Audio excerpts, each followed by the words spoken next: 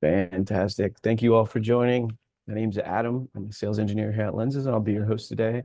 And if your connectors are saying SOS, somebody save me, you're in the right place because we're talking about connector failures today, how to alert, what we do in our Lenses product to help solve these issues and take that load off of your team's plate. But we'll also do just a 101 on Kafka Connect in general, how it works in an architectural standpoint. We thought this would be of value because we found, even with customers that are very event driven, high usage of Apache Kafka, that doesn't always mean that they're high users of Kafka Connect per se. So we thought this would be a great session to give you a high level overview of Kafka Connect, how it works, and how to plan for failures. We'll intentionally keep it kind of light today and save some time for an Ask Me Anything session right at the end.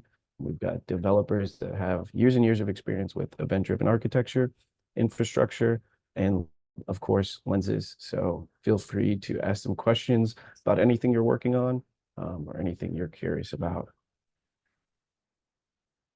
So once again, today we'll be discussing connector failure. We do these sessions weekly though. So every week, Thursday at 11 a.m. Eastern time, definitely tune in for tips, tricks for working with Apache Kafka, and also what we're seeing as far as trends in the market today.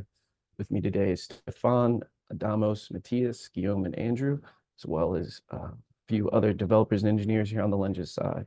So definitely tune in on the AMA at the end, or if you have a question as I'm talking, definitely raise your hand, let me know. We can pause and get that addressed.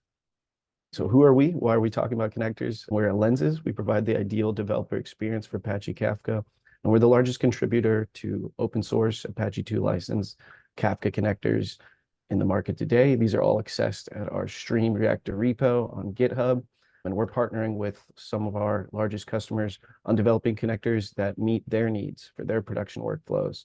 So if you've got a homegrown connector or a source system you're looking to integrate with, definitely let us know. You can reach out to us on our Slack community, share what your project is, what your requirements are, and we can see about integrating that into our repository and then offering enterprise support for those flows as well. So started off at a really easy question, probably something everybody can answer right now. What two kinds of Kafka connectors are there? So we're talking about connectors. What two kinds of connectors do we generally place into buckets? Source and sink. Yeah, you got it, Hari. I knew you'd have it. Perfect. Good answer. So we have source connectors, which you deploy onto Kafka Connect. Those are going to be reading from an external source system and then writing to Apache Kafka, writing to a topic in your event log there. The flip side of that is, of course, sink connectors, which you deploy on Kafka Connect again, but here you're reading and consuming from a specific topic, and then you're writing to an external source system. So connectors in general are used for connecting to other infrastructure and assets that have data, and you're looking to pull that data into Apache Kafka in an event stream or out of Apache Kafka. So integrating with external source systems is what connectors are all about. Thank you, Hari.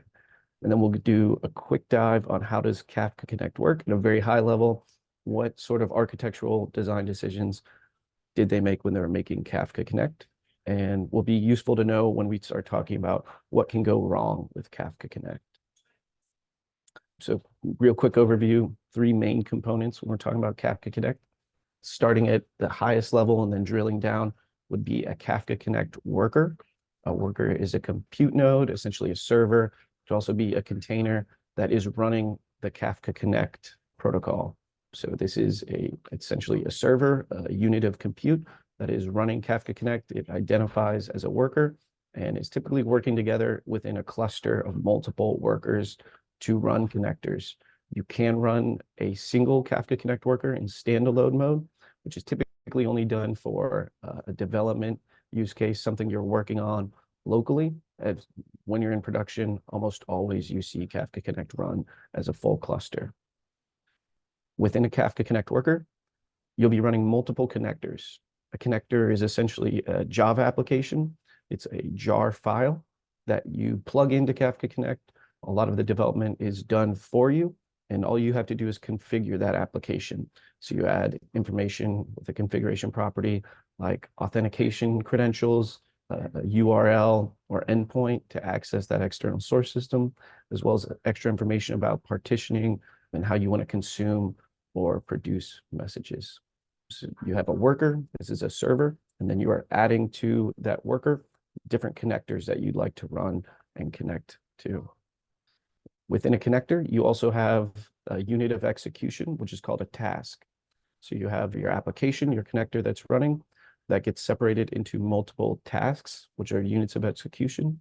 And these assist with parallel processing. So just like we have a topic that is sharded into multiple partitions, you would then have a connector that is sharded into multiple tasks to consume from those partitions. I'll give you a quick visual overview of how that works. This would be one connect worker running in standalone mode, running two separate connectors themselves. So you can have a connect worker that's running multiple connectors and multiple tasks for those connectors. So that would be standalone mode. This is how the architecture looks in a Kafka Connect cluster, where we have 4 distinct connect workers forming our Kafka Connect cluster. Within that, we have 3 different connectors deployed, each with varying amounts of tasks, I believe 3 and 4. So you can see here we have an MQTT connector, an S3 connector, and a Postgres connector, all deployed on the same Kafka Connect cluster and separated into distinct tasks. Those tasks are going to have their respective partition that they're either reading from or writing to. And the way that works is, so on the left, we would have a Kafka topic, which is sharded into multiple partitions. Then based on that partition assignment strategy, we have our connector here, a sync connector. So our consumer group here has multiple tasks, each reading from their respective partition. To get maximum throughput here, we would ideally have the same number of tasks as partitions. And that way we can fully utilize the parallel processing. As you can see right here, that is not the case. And we have the first task for our connector reading from 2 partitions, partition 0 and partition 3. And this is always important to keep in mind. We keep this information available in the user interface whenever you're looking at connectors and consumer groups, especially too, so that if you are having high consumer lag, you're running behind that current offset consistently. That gives you the information that you need to say, okay, I can bump this consumer group up or this connector task up to match my number of partitions. So that leads us to, now that we've discussed the architecture and how Kafka Connect kind of works, what can go wrong with connectors and what sort of errors should I anticipate when using a Kafka Connect cluster and connector? So there's 4 distinct types of errors that we kind of plan for and help address with the Lenses product. Your first signs of something going wrong before the actual connector might fail and it leaves that running solid state would be if it's a sync connector that's consuming from Kafka and writing to an external source system, high consumer lag. So this could be just an increased throughput, data produced to the topic that your consumer group, your connector, isn't capable of handling at that moment. So if you have a surge in data produced, maybe you aren't running sufficient number of connector tasks, you're going to see high consumer lag. This can also be the sign of a connector about to fail if you start seeing consumer lag increase extensively. So we would alert on that with Lenses with our consumer lag feature. I'll show you really quick how that looks on our platform. Go over to the administration panel. We have our consumer alert rules here. And you can say when consumer lag increases beyond a certain threshold for a specific topic, you select the consumer group as well, which would be our connectors consumer group. And you can alert based on that by a partition or per topic. Then you'd select your alert channel to send that alert to. So definitely important to keep in mind. The second type of error that we can see an alert on would be data production failure. So previously we're talking about a sync connector having high lag, not able to take that workload that it's currently experiencing. The alternative, flip side of that for a source connector, would be a data production error. So we aren't seeing the amount of data that we would typically expect being produced to this topic. We alert on that as well. So you would go over to your data produced alerts. You would select your topic that you are producing to, and you would say, if we're receiving less than 1,000 messages, either by the end of each day or you can get pretty granular with every 15 minutes. This is going to notify our team of, hey, this is a production application. We should expect this level of workload. If we see less than, that's a sign that something's going wrong and it needs some manual intervention. The next type of error that we typically see would be transient errors. So this could be several different things, but it's typically a temporary network problem or authentication issue. It could be a wide range of things, actually. And very commonly, you just need to come online and restart the connector. And this issue will be addressed automatically on the connector restart. It'll temporarily bring the connector down, restart it again. And once it's restarted, it's able to take on and consume or produce those messages back to Kafka. Similar to power cycling your computer when everything's broken. Again, this is typically a really easy fix, but it takes manual intervention. So what we've done with the Lenses platform is created auto restarts. So this saves your engineering and development team from getting that alert at 2 a.m. when all they need to do is insert a CLI command and restart that connector and it's back online. So within Lenses, you can make your auto alert rule. You'll say the number of auto restarts. This is the number of times Lenses will attempt to bring this connector back online. And then the grace period is how long that connector needs to remain online after an auto restart for that to be deemed a successful restart. If it fails to be brought online, it just keeps failing as we're auto restarting, then that's when your team will receive an alert to say, hey, we've tried to restart this. It's more than a transient error, and this requires manual intervention. So we're not talking about consumer lag or data production failures. We've addressed the transient error via auto restart. The last thing would be more of a persistent error. This is an issue that is not being addressed by restarting the connector and could be a variety of things as well. Anything from an invalid schema, maybe a schema change that was forced and that downstream sync connector isn't able to handle that new format. It could also be a configuration change of the connector itself, as Matthias will demonstrate in a few seconds here. Or it could be a corrupted message in the topic that you just need to skip over that consumer group offset. And without further ado, I'll hand it over to Matthias, who's going to demonstrate our auto connector restart in the Lenses platform. Yeah, let's go. First is a demo time, so fingers crossed. You know how the code crumbles. One thing that I would like to highlight is the first experience I have with Kafka was the Kafka Connect. So I have a special place for Kafka Connect in my heart because of this. It makes easy for people who is data people, who is not a developer, to work with Kafka, to get the data as you want, input and out the data store, for example. So I really like the concept, the whole idea. But as we know, problems happen all the time. It's not something easy. I'm gonna try to demonstrate. Again, let's hope that what I test is gonna happen. It's not gonna have any issue. Let me just real quick, leaving everything open. Okay. So we have the health of the connectors, everything good. I don't have any issue. And then something happened. And now my connector, if I didn't make something wrong, let's refresh. Okay, we have a task failed. That's happened. Can be a variety of errors. Okay, this one as I'm simulating as Adam explained.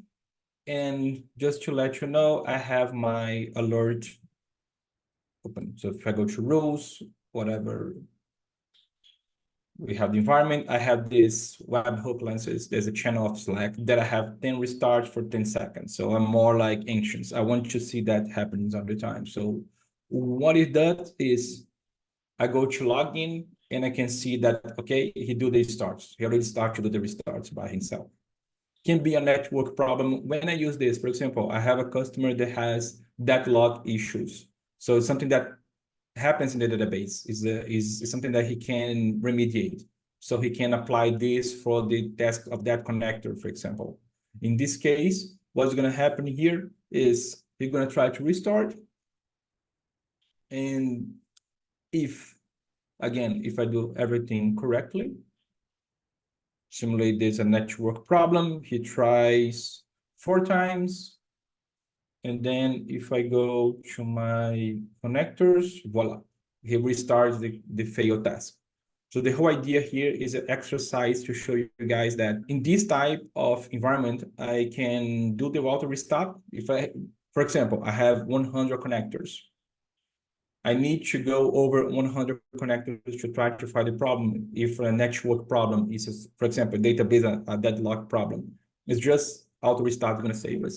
And one thing that I like to show is you report to me that we have a task failed, and then that's back running again.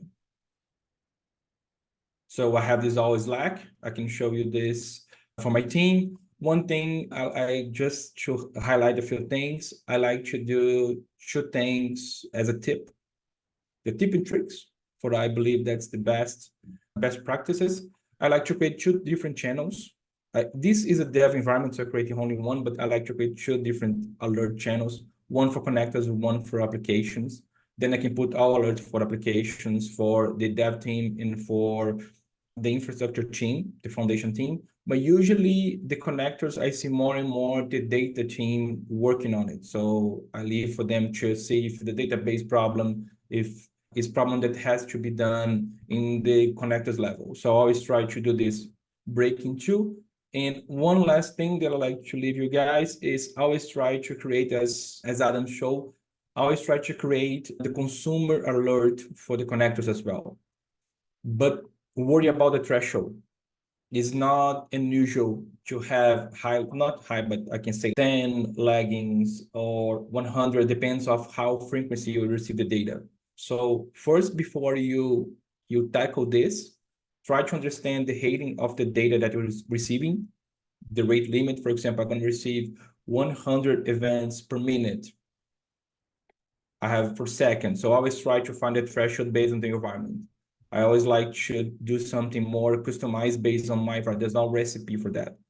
But always enable this. Always create something that, okay, if, for example, it's normal if I have less than 100 in my environment. It's common, actually, because I got 100, and then here's another pool, creates a new files, and then you flush that 100, so it's no problem at all. But if I have a 200, 300, I have some problems. I'm not expecting that. So always have this in mind, these tricks, ideas of how we're going to use the alerts. It's not just enable. And Kafka has a lot of this. It seems like an issue, but come on, it's not an issue. It's a normal, it's something simple, it's something that happens. So Adam, I'd like to pass to you back again. I hope guys can enjoy. We have a lot of things for 2024 for these live streams. Please make questions. Let's try to do this more dynamic. Let's try to bring it up. Try to bring something that's happening in your environment as well, Adam. Try to bring this type. Okay, this happened to my environment. How I can solve it? Try to bring this kind of question. Don't be shy. Please, we're here to help. Thanks, Matthias. Much appreciated, and good comment about data production alerts. Something to keep in mind too, if you're using quotas, say you have 10 applications, each has their own quota, limiting the amount of data produced. That'd be a good sign of where to put your data production alert. If we're seeing more than the aggregate of those quotas, that'd be a sign that something's wrong and we might not be able to handle that elevated workload. With that, I know I previously mentioned we're the largest developer of open source connectors. We're always working on connectors as well. So if you are using connectors in your environment today, if you'd like us to take a look at that connector and maybe look into integrating it into our product, maintaining that in our repo, and then offering support on that, we would love to find out. Please feel free to check out the poll, which I think will be put in the chat or run via Zoom.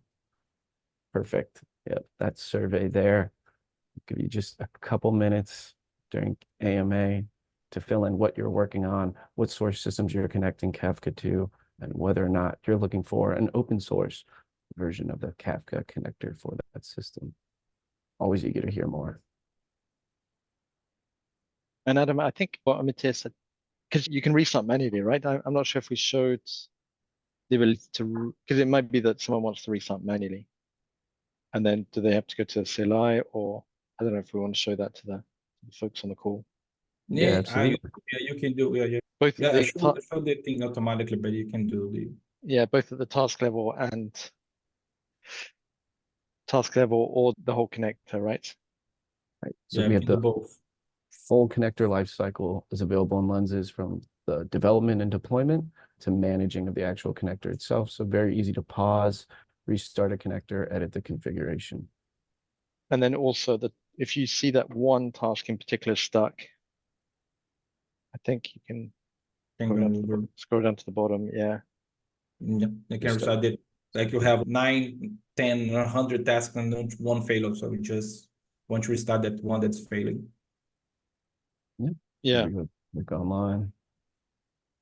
And Here's I think there's a question from, is it Elen? I don't know if I'm pronouncing that correctly. Elen, does it alert only if, does it restart if all the tasks are failing or if just one of the tasks are failing? I think Stefan said she answered. Yeah, Stefan, he works at task level to identify the failure. Yeah, but I don't know if he restarts I think he makes the complete the whole task for the automatic one. But need to check it out. I need to make this test. Because it's in case one task on my environment. It's a good question if Stefan has to check. That's always a good sign. And just like I was Yeah. mentioning earlier, having the number of instances or connector tasks right next to partitions is really handy information to have. For instance, these topics that have 16 partitions, but only one connector task essentially is what that would be. That's your sign to say, hey, go ahead and bump up the number of tasks for this connector to 16 so we can take care of this consumer lag. And then changing the offset is really easy. Once that consumer group is inactive, you can just go over and edit that offset to skip over problem messages if there is a persistent error. Just click for me, just go back to the lenses really fast. Go to the one that has more than one instance, like the connection, the yellow crabs, anyone. Just for you guys to see how it goes.